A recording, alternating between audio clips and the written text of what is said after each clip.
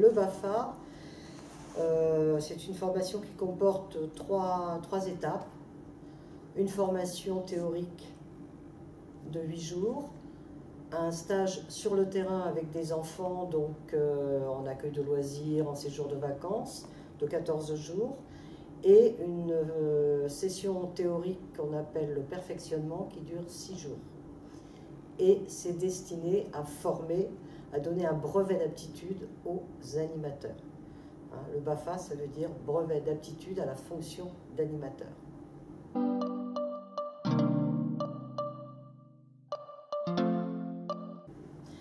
Alors, sur les stages BAFA, il y a tout type de public.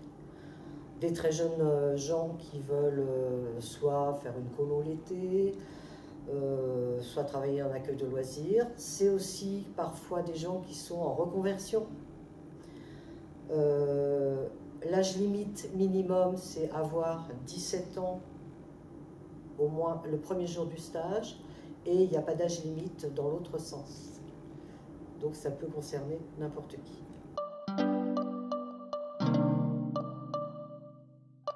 Le BAFA permet d'être animateur sur une structure. Pour les gens qui veulent aller au-delà, il y a une autre formation, à condition d'avoir au moins 21 ans, qui s'appelle le BAFD, qui est l'équivalent, mais qui forme des directeurs. Donc on a la possibilité, quand on a son BAFA, de passer le BAFD après pour pouvoir prendre la direction d'une structure.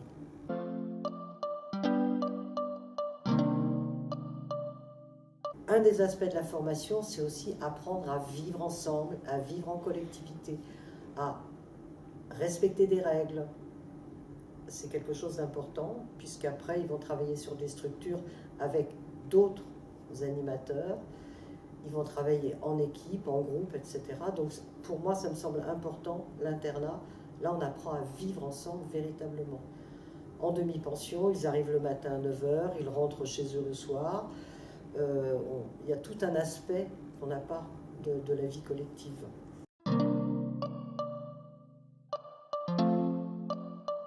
Pour ce qui nous concerne, donc, moi je représente les CMEA, donc on ne fait pas de cours aux stagiaires, on essaie de partir de leurs connaissances, au pluriel, de leur expérience, des questions qui se posent, pour construire quelque chose qui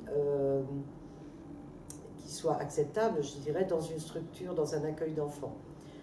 Je prends un temps de formation sur les besoins des enfants. En fait, on les fait réfléchir entre eux, par petits groupes, à tous les besoins qu'ils imaginent que peut avoir un enfant pour grandir, que ce soit physique, psychologique, besoin de manger, besoin de dormir, besoin de jouer, besoin d'avoir des relations avec les autres, etc., etc. On les fait réfléchir tout seuls, d'abord.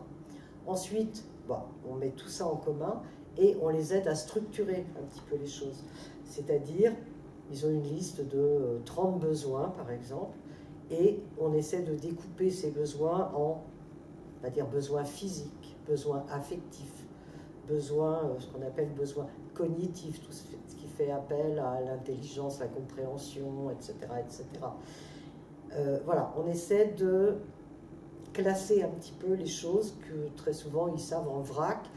Ils ne savent pas tous la même chose. Donc le fait de travailler en petits groupes, ça leur donne beaucoup plus de matière. Et c'est important, il me semble, en tous les cas, de leur dire à la fin, vous voyez, en fait, on ne vous a pas appris grand-chose, vous saviez tout.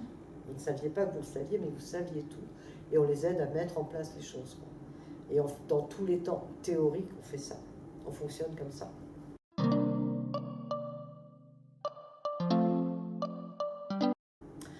Alors, concernant le CRJS, mon équipe là, actuelle, on est déjà venu plusieurs fois ici.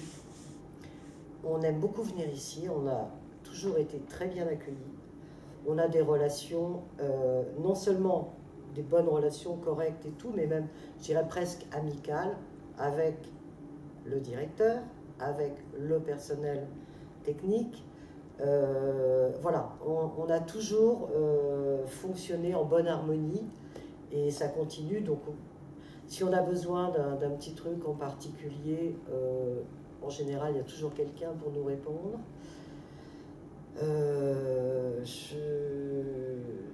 Enfin, nous, on aime beaucoup venir ici. On se sent un petit peu à la maison, entre guillemets.